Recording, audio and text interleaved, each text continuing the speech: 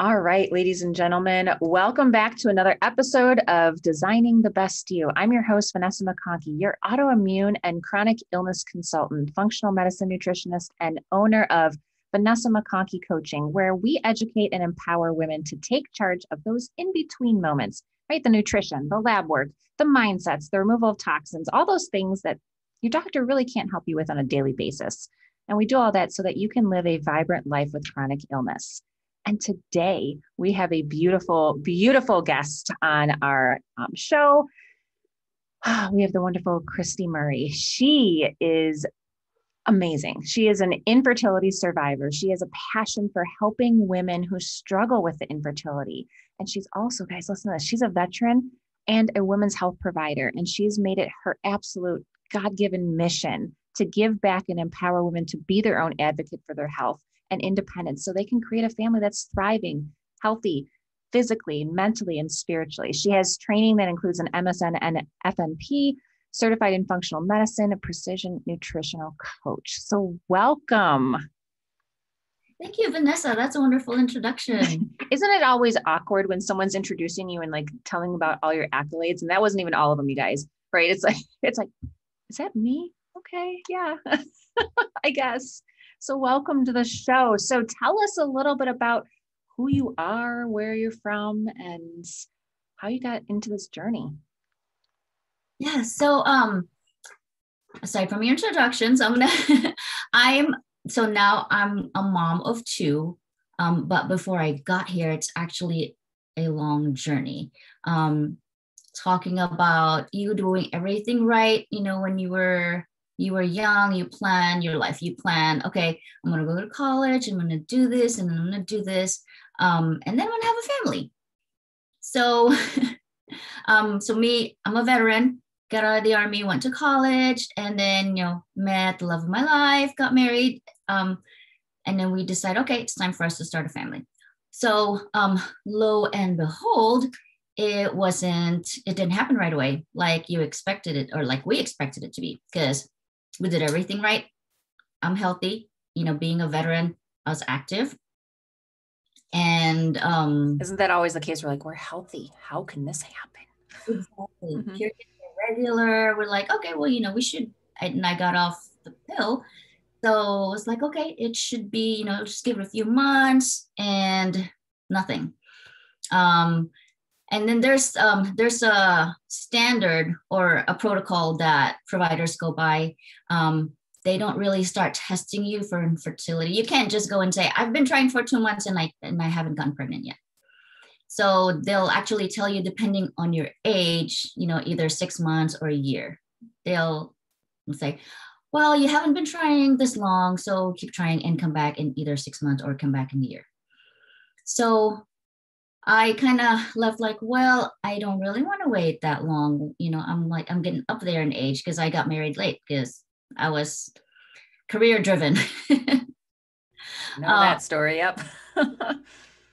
So I did my own research and I just started reading, started making my own changes, coupled with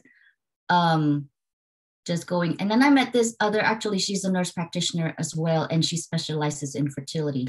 And she was just, she just was available. She was available. She actually told me, okay, these are the labs that we're testing, and these are the reasons why, and these are your options. So that is the medical piece that helped. And then along with my research, I made changes for myself. But in addition to it, there's a missing aspect of like, I have no one to talk to. My close friends who are not really going through the journey, they didn't understand. So they're like, well, you have a dog, you're a mom, you're a dog mom, and you can always adopt. And for someone who's in that position, it's a lonely and painful journey. So what would you encourage people to say to someone in that process, right? Because it's a tough process, and I can speak from experience, being not me personally, but like my sister's going through that. It's like, what do you say to people? It's like, right, you don't say like you have a dog, right? You're a dog mom. So if you just don't blow it off. just, just say, listen, just say, hey, how long have you been trying? And I'm sorry that you haven't had success. Maybe just say, you want to go out for coffee to chat, or what changes have you made? How can I help you?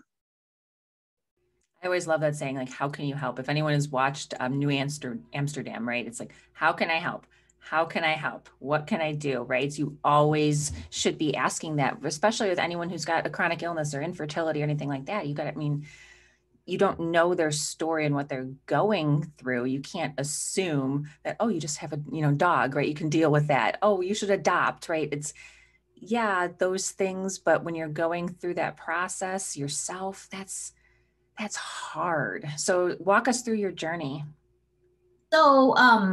So yeah, did all my changes, and slowly things got addressed. And so actually saw different providers. So I saw the nurse practitioner who specialized in infertility, and then I saw a naturopath who you know dive deeper into my history. Oh, you're a veteran. You got all these immunizations. You were deployed. So then she did other testing. We did heavy metal testing, and hey, I had higher levels of lead that I can probably. Oh, shocker. Right. And I was like, whoa, where'd that come from? So, those missing pieces that slowly got addressed. I'm not sure that it's like one, I can't tell that, oh, this was the key for me and this fixed it, but it's really just everything. It's a holistic approach that I took. My thyroid taken care of. I made changes as far as the products that I used. I started being mindful of, okay, this has toxins. I should probably start changing that. And what are some of those toxins that people should be aware of? I mean, I think a lot of us know about parabens, but there's other ones. So what are some other ones that you? The biggest ones are BPA and paraben, and the phthalates. They're, ubiquitous, as we call them, meaning they're just everywhere. It's like you see something bendable, oh, it has BPA.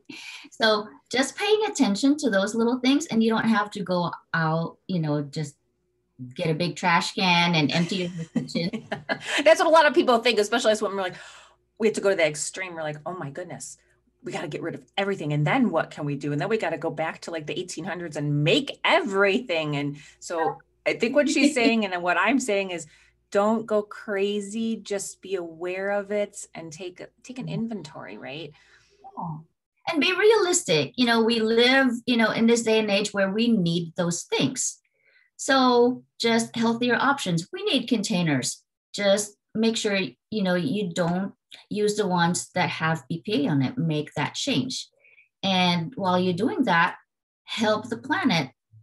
Stop carrying around those plastic disposable bottles. It makes me cringe when people like carrying this big. I know. I mean, we have a water filter and the boys just love filling their cups up. And it's almost to the point where like, you're drinking too much water because you want to go fill it up, but it's having those around, like you said, I mean, those water bottles don't break down in our trash. They just don't. And well, they do, but it's hundreds of years. And when they burn, right, all the chemicals that go into the air, all those things, like you said, it just makes you cringe, right? Yeah, I mean, we're not isolated individuals. We live in a planet where things cycle and recycle. Mm-hmm. And then another thing, if you guys live in a hot climate, like I'm here in Arizona and we're hitting the 115s this week, you have those plastic bottles and the heat mixed with the chemicals, and it infiltrates the water and makes it even worse for you. You leave the bottles of water in your car.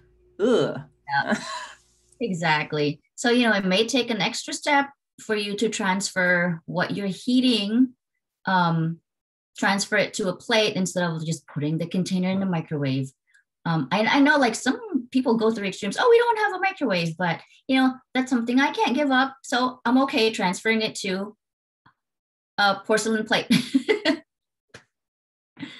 So yeah, just compromise. Just make little changes here and there. And the products that you use on your skin is your biggest organ.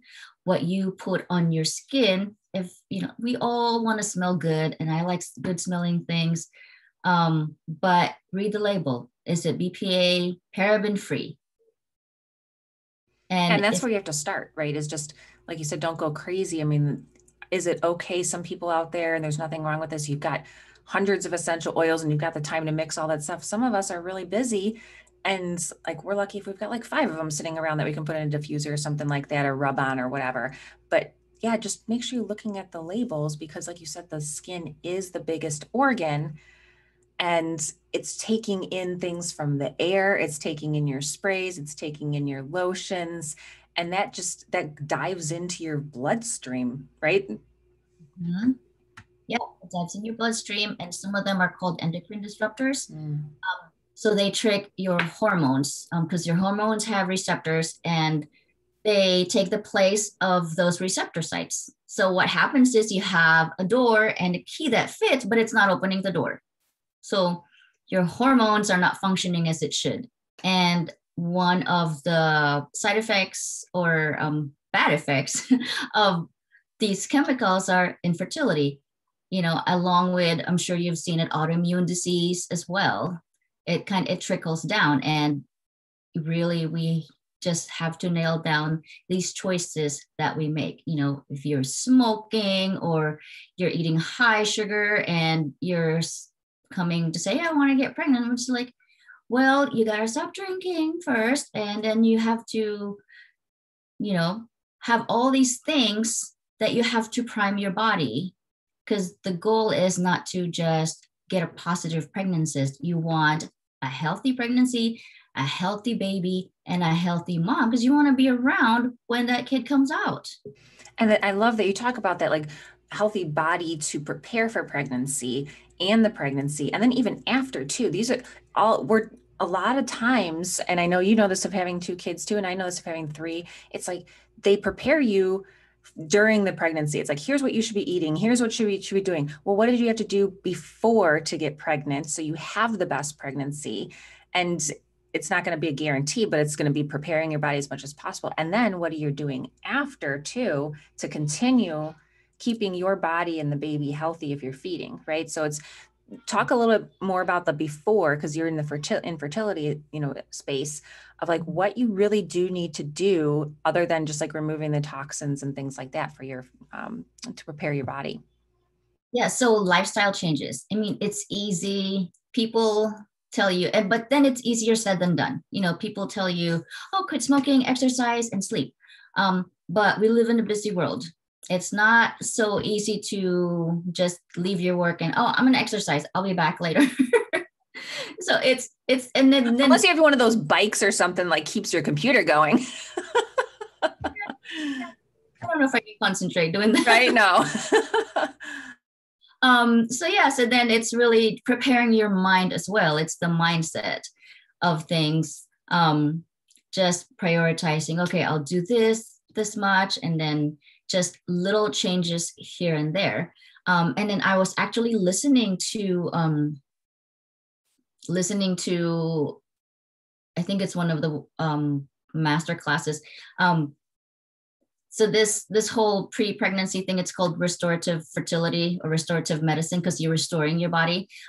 They're finding out that shift workers are having not a hard time, but less chance of pregnancy, because their sleep cycle, their circadian rhythm is off, and they don't have that high levels of melatonin.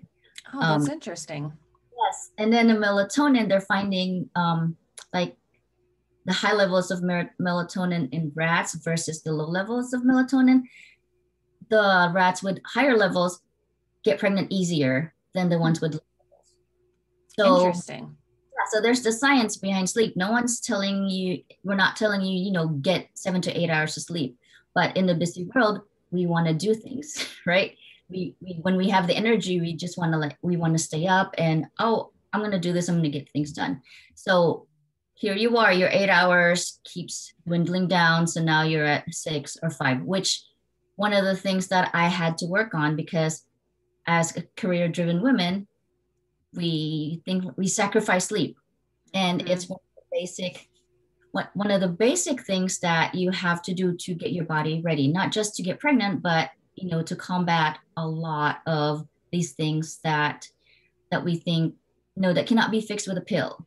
You can't just, hey, prescribe me this, prescribe me that. No, you have to really like prime your body to, and make sure that these medications work for you, because we're just putting band-aid over band-aid over band-aid.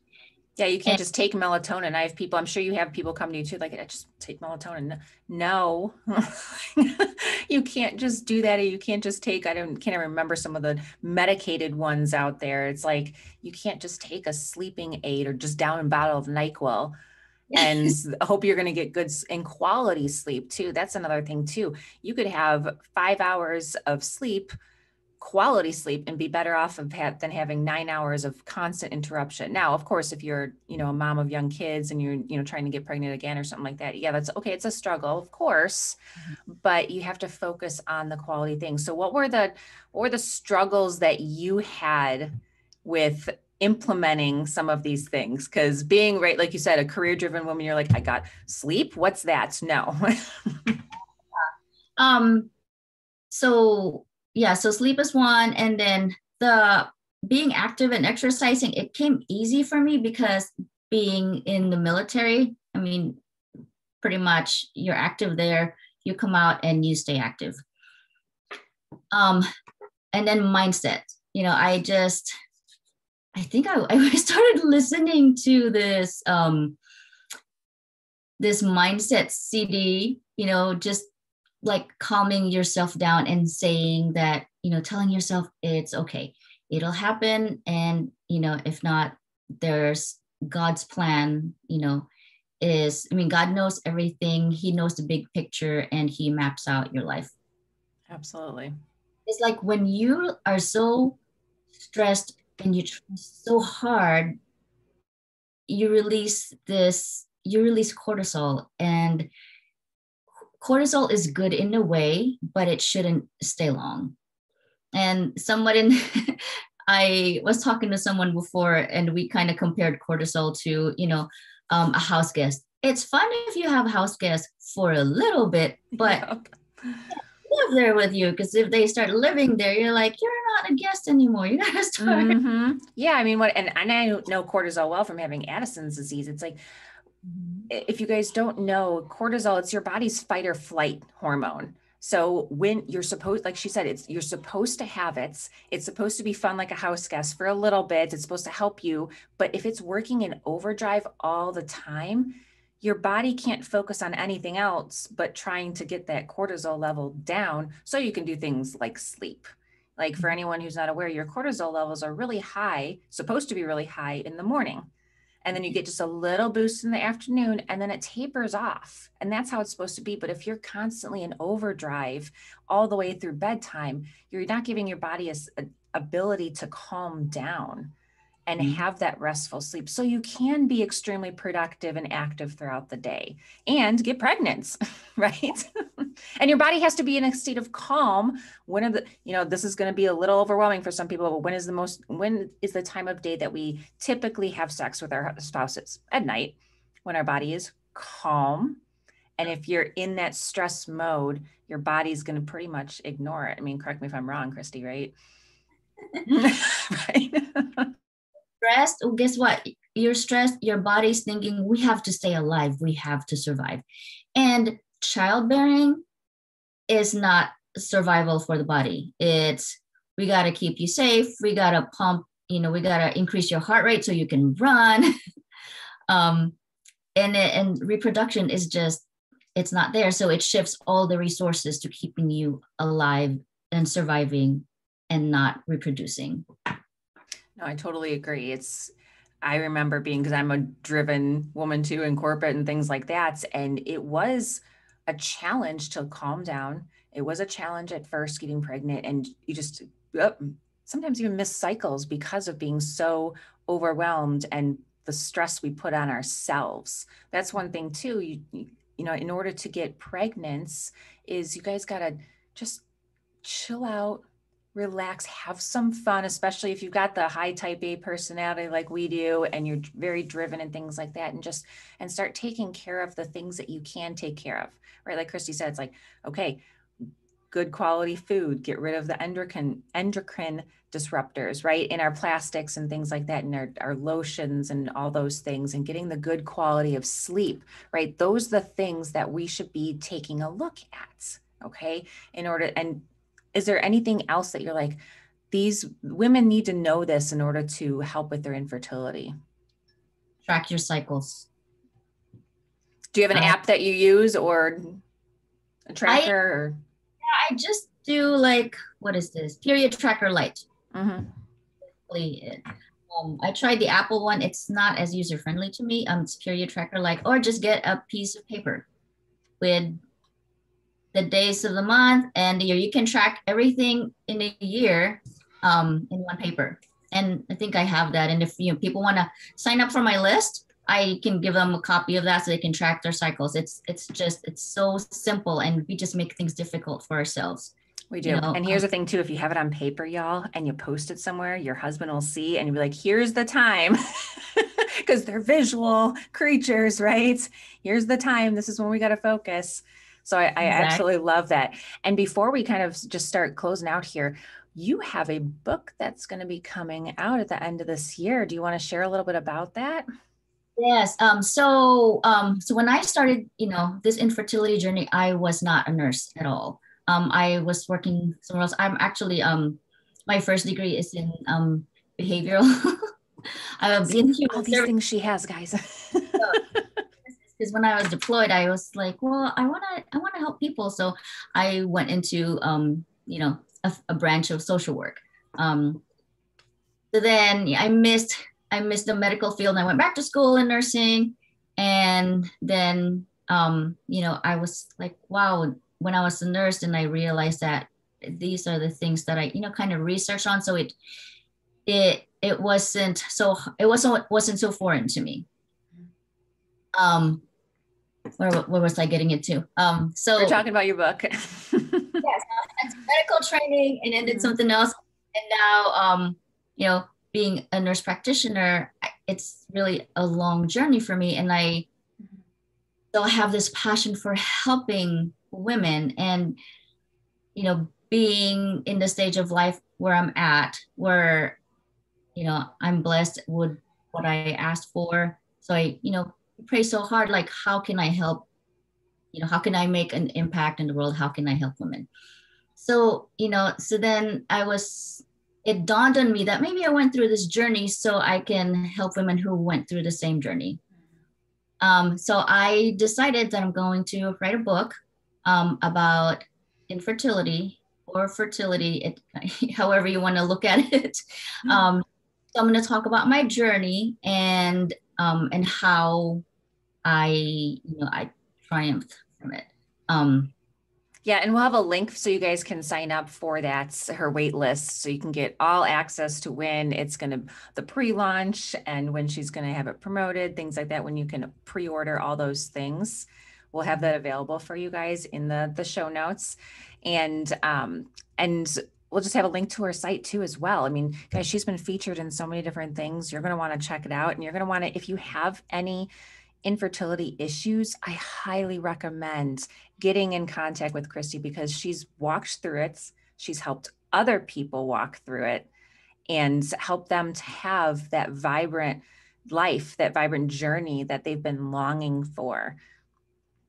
Yeah, because it's not really just, it's not really just as simple as getting checked and saying, oh, your levels are normal. We don't know why you're not getting pregnant.